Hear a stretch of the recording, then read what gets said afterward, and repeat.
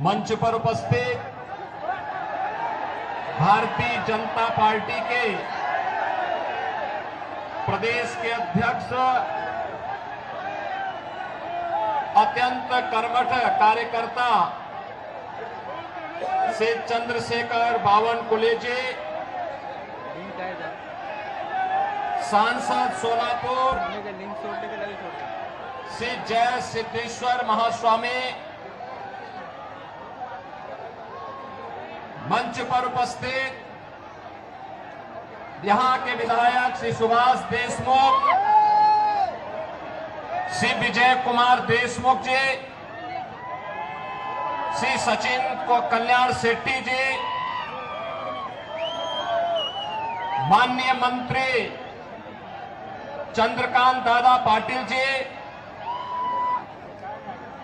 Bharatiya Janata party के जिला के अध्यक्ष श्री नरेंद्र काले जी,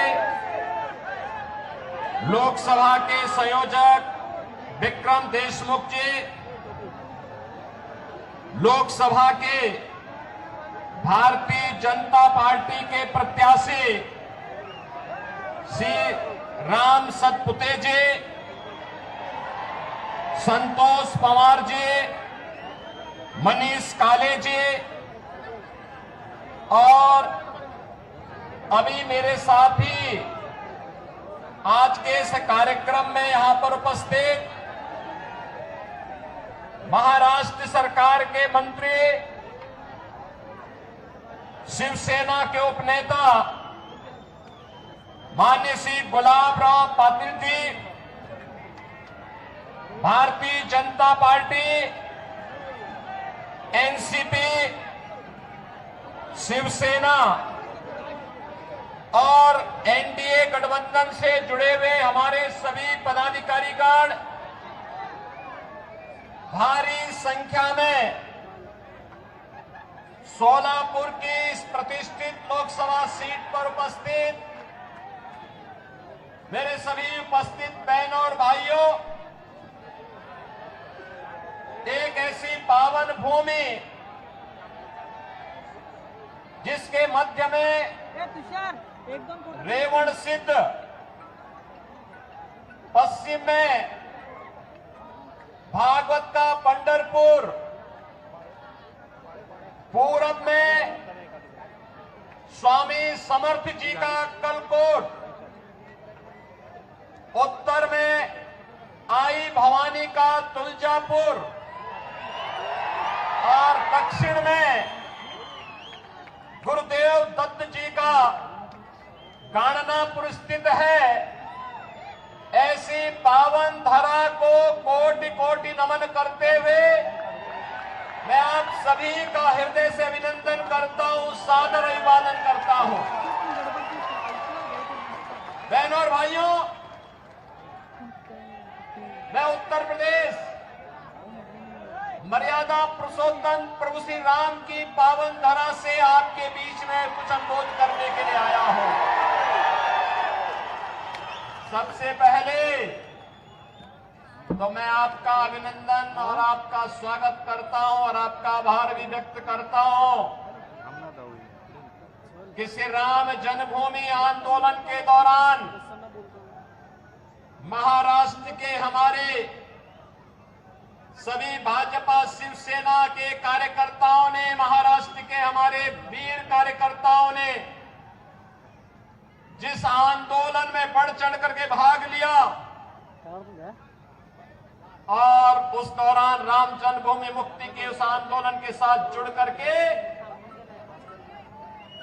सफलता अर्जित की, आज प्रधानमंत्री मोदी जी के प्रयास से और आप सबके सहयोग से अयोध्या में भगवान राम का भव्य मंदिर बन गया है। अयोध्या में प्रभु राम का यह भव्य मंदिर हम सब भारतवासियों के लिए भव्य भारत के राष्ट्र मंदिर का एक चित्रण प्रस्तुत करता है। बहनों और भाइयों, अयोध्या का राम मंदिर इस बात का संकेत है कि अगर हम एकजुट होकर के कार्य करेंगे तो सिद्धि हमें अवश्य प्राप्त होगी। कोई ताकत हमें रोक नहीं सकती है। मोदी जी ने, प्रधानमंत्री मोदी जी ने 10 वर्षों तक इस देश के अंदर अथक प्रयास करके, उनके प्रयासों में बाबा साहब भीमराव अंबेडकर का संविधान, महात्मा फूले, सावित्रीबाई फूले और सरदेव बाला साहब ठाकरे के विचारों की प्रेरणा प्रधानमंत्री मोदी जी के एक एक कार्य में झलकती है और उसी का परिणाम है पूरे देश के अंदर चारों ओर एक ही स्वर से लोग आवाज उठा रहे हैं। बहनों और भाइयों, 2 चरणों के चुनाव संपन्न हो चुके हैं। 543 में से 191 सीटों पर चुनाव हो गए। उत्तर, दक्षिण, पूरब, पश्चिम चारों ओर मुझे जाने का अवसर प्राप्त हुआ। कल ही मैं वेस्ट बंगाल में था। बहनों और भाइयों, मैं कह सकता हूं चारों ओर एक ही स्वर गूंज रहा है। अकेले उत्तर प्रदेश में 80 लोकसभा सीट है और चारों ओर एक स्वर से आवाज आ रही है कि फिर एक बार मोदी सरकार का, ये मोदी सरकार का जो स्वर गूंज रहा है वैसे ही नहीं गूंज रहा है। 10 वर्ष तक बाबा साहब भीमराव अंबेडकर के संविधान की पूजा करते हुए, महात्मा फूले के सामाजिक न्याय को अंगीकार करते हुए, सावित्रीबाई फूले के महिला सशक्तिकरण के अभियान को आगे बढ़ाते हुए और सरदेव बाला साहब ठाकरे के हिंदुत्व की प्रचंड ज्वाला को आगे बढ़ाते हुए जो सिंहनाथ मोदी जी ने किया है, आज उसका परिणाम हम सबके सामने है। 140 करोड़ भारतवासियों का दुनिया के अंदर सम्मान बढ़ा है। भारत की सीमाएं सुरक्षित हुई है। एक सुरक्षित भारत किस रूप में सुरक्षित हुआ है? आज कोई भी देश, कोई भी दुश्मन भारत की सीमा का अतिक्रमण नहीं कर सकता। आतंकवाद, नक्सलवाद समाप्त। अगर कहीं जोर से पटाखा भी फूटता है तो पाकिस्तान पहले सफाई देता है कि मेरा हाथ नहीं है, क्योंकि इसे मालूम है ये नया भारत है, छेड़ता नहीं है। लेकिन अगर कोई छेड़ेगा तो फिर उसको छोड़ता भी नहीं है। ये नया भारत है। ये कांग्रेस के समय का भारत नहीं है कि कोई एक थप्पड़ मारता था वो कहता था अरे रुक जाओ यार, देखो कहीं माहौल खराब ना हो जाए। ऐसा नहीं है। अगर कोई थप्पड़ मारेगा तो जोरदार घूंसे से उसका जबड़ा तोड़ने की हिम्मत आज का भारत रखता है। और इसलिए बहनों और भाइयों, मैं आज आप सबको यही कहने के लिए आया हूं, डेवलपमेंट का कार्य मोदी जी ने 10 वर्ष में जो तैयार किया है, ये विकसित भारत की आधारशिला बन चुका है। भारत आज दुनिया की सबसे बड़ी उभरती हुई अर्थव्यवस्था के रूप में स्थापित हुआ है। कौन ऐसा सच्चा भारतीय होगा जो अपने देश को विकसित भारत के रूप में न देखना चाहता होगा? हर भारतवासी की इच्छा है, क्योंकि जब मेरा देश आत्मनिर्भर होगा, विकसित होगा, तो हर चेहरे पर खुशहाली होगी, हर नौजवान के हाथ में रोजगार होगा, हर किसान आत्मनिर्भर होगा, हर बहन और हर माताएं, हर बेटियां स्वावलंबन की ओर अग्रसर होंगी, हर श्रमिक खुशहाल जीवन व्यतीत करेगा, हर व्यापारी का व्यापार बढ़ेगा। और यही तो मोदी जी चाह रहे हैं। इसी भारत की परिकल्पना को साकार करने के लिए वे प्रयास कर रहे हैं। कांग्रेस ने तो गरीबी हटाओ का नारा दिया था, 65 वर्षों में गरीबी नहीं हटा पाए। मोदी जी ने मात्र 10 वर्ष में 25 करोड़ लोगों को गरीबी रेखा से ऊपर उठा करके खुशहाल जीवन व्यतीत करने के लिए छोड़ा। आज बहनों और भाइयों, पूरे देश के अंदर 80 करोड़ लोगों को फ्री में राशन मिल रहा है। 60 करोड़ लोगों को 5 लाख रुपए की आयुष्मान भारत की सुविधा मिल रही है। 50 करोड़ लोगों को जनधन अकाउंट खुल गए हैं। जो कांग्रेस पहले दिल्ली से आने वाले पैसे को, मुंबई से आने वाले पैसे को बंदर बांट कर देती थी, खा जाती थी, हड़प कर जाती थी, सेंधमारी करती थी, आज मोदी जी ने आपके लिए जनधन अकाउंट खोल दिया। पैसा सीधे उस अकाउंट में आएगा। कांग्रेस के लोगों को अब उसमें सेंधमारी करने का अवसर नहीं मिलेगा। बहनों और भाइयों, 12 करोड़ किसानों को किसान सम्मान निधि, 12 करोड़ घरों में शौचालय बन जाना, 10 करोड़ घरों में उज्ज्वला योजना का एलपीजी का सिलेंडर फ्री में पहुंच जाना और 4 करोड़ गरीबों को एक प्रधानमंत्री आवास मिल जाना, 2.5 करोड़ घरों में बिजली की रोशनी पहुंच जाना, इंफ्रास्ट्रक्चर में highway, railway, metro, rapid rail, IIT, IIM, triple IT, NIT, world class university, one district one medical college और एम्स की जो श्रृंखला पूरे देश के अंदर खड़ी हुई है, ये नए भारत को विकसित भारत के रूप में प्रस्तुत करने की आधारशिला है।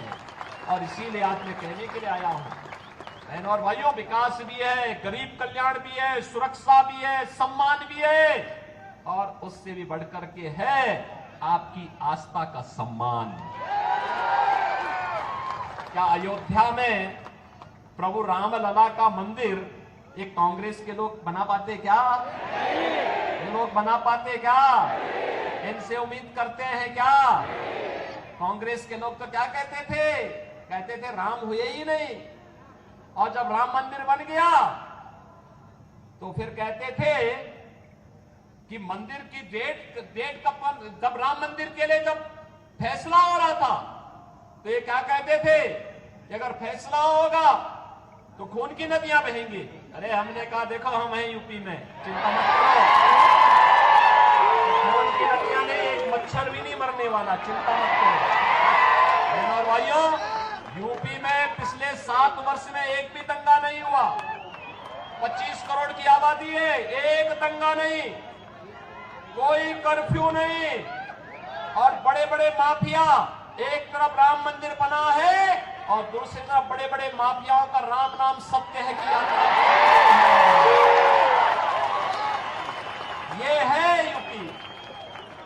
लेकिन मैं केवल आपसे कहने के लिए आया हूं, ये लोग आपकी आस्था का सम्मान नहीं कर सकते, कांग्रेस के लोग नहीं कर सकते, वो लोग आपको गुमराह कर रहे हैं। बहनों और भाइयों, ये वही कांग्रेस है जिसने राम के अस्तित्व पर प्रश्न खड़ा किया था, और यही कांग्रेस है जिसने हिंदुओं को अपमानित करने के लिए हिंदू आतंकवाद का शब्द भी दिया था। हिंदू आतंकवाद, क्या हिंदू आतंकवादी होता है क्या? ये कांग्रेस के लोगों को क्या हो गया था, यूपीए की सरकार थी और तब इन्होंने हिंदू आतंकवाद शब्द भी दिया था। और आप याद करिए कौन व्यक्ति था देश का गृह मंत्री उस समय, याद करिए, उसी के लोग, उसी के परिवार के लोग आज चुनाव लड़ने के लिए यहां पर अपने खूनी पंजे के साथ आपके बीच में आए होंगे, और उसी से सावधान करने के लिए मैं आपके बीच आया हूं, आपसे कहने के लिए। उस समय इन्होंने कहा था, जब मालेगांव के विस्फोट हो रहे थे, तब इन्होंने कहा था इसमें योगी आदित्यनाथ का भी नाम होगा, हम सीबीआई का रेड कराएंगे। हमने कहा एक बार प्रमाण के साथ भेजना मेरे पास थोड़ा। अपने कृत्यों पर इनको कभी पश्चाताप नहीं होगा। और बहनों और भाइयों, हिंदुओं को अपमानित करने के लिए, हिंदू आस्था पर कुठाराघात करने के लिए इन्होंने क्या कुछ नहीं किया है। कांग्रेस साथी तो 65 वर्षों तक शासन करने का उसे अवसर मिला था, वह भारत को दुनिया की एक बड़ी ताकत बना सकती थी, देश को नक्सलवाद, आतंकवाद से मुक्त कर सकती थी। लेकिन आतंकवाद की जड़ कांग्रेस, देश के अंदर नक्सलवाद की समस्या कांग्रेस ने दी, गरीबी कांग्रेस ने दी, भ्रष्टाचार कांग्रेस ने दिया, देश की सुरक्षा में सेंध कांग्रेस ने लगाया। और अब तो कांग्रेस अपने घोषणा पत्र के माध्यम से ओबीसी, अति पिछड़ी जाति यानी पिछड़ी जाति के आरक्षण पर और अनुसूचित जाति जनजाति के आरक्षण पर भी सेंधमारी करने का प्रयास कर रही है। कांग्रेस का घोषणा पत्र बताता है, वह कांग्रेस का घोषणा पत्र क्या कहता है? कांग्रेस का घोषणा पत्र इस बात की पुष्टि करता है कि यूपीए सरकार के समय कांग्रेस ने यही प्रयास किया था। उस समय उसने जस्टिस रंगनाथ मिश्रा के नेतृत्व में एक कमेटी बनाई थी और कमेटी ने कहा था कि पिछड़ी जाति के लोगों को मिलने वाले 27% आरक्षण में से 6% मुसलमानों को दे देना चाहिए। क्या हम अपने पिछड़ी जाति के लोगों के हक को किसी दूसरे को बांटने देंगे क्या? हिंदुओं का आरक्षण किसी को मिलना चाहिए क्या? और सच्चर कमेटी गठित करके इन्होंने मुसलमानों की कुछ जातियों को अनुसूचित जाति में शामिल करने का प्रयास किया था। वो तो भारतीय जनता पार्टी थी, विरोध किया था, तब ये बच पाया था। आज गुमराह कर रहे हैं कांग्रेस के लोग। ये अनुसूचित जाति, जनजाति और पिछड़ी जाति के आरक्षण में सेंध लगाने के लिए आज कांग्रेस ने साजिश रच दी है और इसीलिए अब वह तमाम प्रकार के झूठ का सहारा ले रही है। और बहनों और भाइयों, मैं इसीलिए आपसे कहना चाहता हूं, कांग्रेस के नेतृत्व में जो महागठबंधन बना है देश के अंदर, बहनों और भाइयों, ये देश की महासमस्या है। इस समस्या को जितनी जल्दी आप अपने से दूर कर पाएंगे, देश उतनी तेजी के साथ आगे बढ़ पाएगा। ये भारत के विकास का बैरियर है। ये आतंकवाद, नक्सलवाद की समस्या में सबसे बड़े बैरियर है। ये देश के अंदर आपको बांटेंगे। पहले कांग्रेस गुमराह करने के लिए क्या कार्य कर रही है? इसके लिए इसने आपको क्या एक झुंझुना पकड़ाया है? ये कह रही है पहले जातीय जनगणना करेंगे, जातीय जनगणना करके हिंदुओं की जातियों को आपस में लड़ाएंगे, फिर आपस में लड़ाने के बाद जब आरक्षण का मुद्दा इनके मुद्दे से अलग हो जाएगा, उसमें लोगों का ध्यान आपस में लड़ने में ही हिंदू लड़ने लग जाएगा, उसके बाद चुपचाप आपके हक पर ये उसको मुसलमानों को देने का काम करेंगे और फिर भारत के इस्लामीकरण का, तालिबानीकरण की एक रूपरेखा अपने घोषणा पत्र के अनुसार कांग्रेस तैयार कर देगी। हमें कांग्रेस के इस मंसूबे को सफल नहीं होने देना है। बहनों और भाइयों, इस देश का फिर से मजहब के आधार पर बंटवारा नहीं होने देना है और इसके लिए चाहे कोई भी कुर्बानी देनी पड़े, हमें इसके लिए अपने आप को तैयार करना है। और इसीलिए हम आए हैं। आज जो परिवर्तन आपको देश के अंदर देखने को मिल रहा है, ये परिवर्तन का नेतृत्व करता, इसके सारथी हैं देश के प्रधानमंत्री मोदी जी। और आज हमारा दायित्व बनता है 10 वर्ष तक बिना रुके, बिना डिगे, बिना झुके मोदी जी ने देश के विकास के लिए 24 घंटे 365 दिन लगातार 10 वर्ष तक काम किया है। और आज इसीलिए मैं आपसे अपील करने के लिए आया हूं, अगर मोदी जी अपने स्तर पर मेहनत करते हैं, कार्य करते हैं, देश के लिए सोचते हैं, नेशन फर्स्ट के लिए कार्य करते हैं, मोदी जी नेशन फर्स्ट की बात करते हैं और कांग्रेस और उनके गठबंधन के लोग फैमिली फर्स्ट की बात करते हैं। यही अंतर है। मोदी जी देश की बात करते हैं, वे परिवार की बात करते हैं। मोदी जी कहते हैं भारत को विकसित बनाएंगे, वे कहते हैं नहीं, हम भारत को बंटाधार कर देंगे, बांटना चाहते हैं देश को। क्या भारत को बांटने वालों का साथ देंगे क्या? बहनों और भाइयों, देश के अंदर जो सुरक्षा का माहौल है, देश के अंदर विकास का जो माहौल है, भारत का जो दुनिया के अंदर सम्मान बढ़ा है, मोदी जी नेतृत्व करता है, मोदी जी को श्रेय जाता है, लेकिन उससे बढ़कर का श्रेय आपको है, क्योंकि आपने मोदी जी पे विश्वास किया है। और इसीलिए इसके लिए मैं आपका अभिनंदन करता हूं और इसीलिए आपसे अपील करता हूं, आपका एक वोट, आपका एक वोट अगर गलत दिशा में जाता है, आतंकवाद का पुराना दौर वापस आ जाता है। लेकिन अगर भारतीय जनता पार्टी के पक्ष में जाता है, आत्मनिर्भर और विकसित भारत की परिकल्पना को साकार करता है। जहां राम मंदिर भी है, जहां बाबा साहब भीमराव अंबेडकर के पंचतीर्थ भी हैं, जहां पर भारत की आस्था के प्रतीक पूज्य संतों का सम्मान भी है, और जहां पर गांव गरीब सबके विकास की, सबका साथ और सबके विकास की भावनाओं के अनुरूप कोई नहीं कह सकता कि मोदी जी ने 10 वर्ष में किसी का चेहरा देखकर के योजना का लाभ दिया हो। भारत का नागरिक हो, जरूरतमंद हो, उनको योजना का लाभ मिलना चाहिए। मोदी जी ने पहले दिन कहा सबका साथ, सबका विकास। तो सबका साथ और सबके विकास में कहां से बात आती है, कहां से संविधान बदलने की बात आती है? मोदी जी तो बाबा साहब भीमराव अंबेडकर के संविधान की पूजा करते हैं। याद करिए, जब भारत का नया संसद बन रहा था, मोदी जी बाबा साहब भीमराव अंबेडकर जी के संविधान को सिर पे रख करके लेके जा रहे थे, कह रहे थे हमारे भारत का सबसे पवित्र ग्रंथ है, स्वतंत्र भारत का सबसे पवित्र ग्रंथ है। क्या कांग्रेस के लोगों ने कभी ये काम किया? कभी नहीं किया, करेंगे भी नहीं। इन्होंने तो बाबा साहब भीमराव अंबेडकर का जितना अपमान कांग्रेस ने किया, किसी और ने किया ही नहीं होगा। और इसलिए बहनों और भाइयों, इनके बहकावे में आने की आवश्यकता नहीं। याद रखना, जिन लोगों ने राम मंदिर के मार्ग में रोड़े अटकाए हैं, जिन लोगों ने हिंदुओं को आतंकवादी कहा है, हमारा वोट अगर उनकी तरफ जाता है तो बहनों और भाइयों, आने वाली पीढ़ी कभी हमें माफ नहीं करेगी, कभी माफ नहीं करेगी।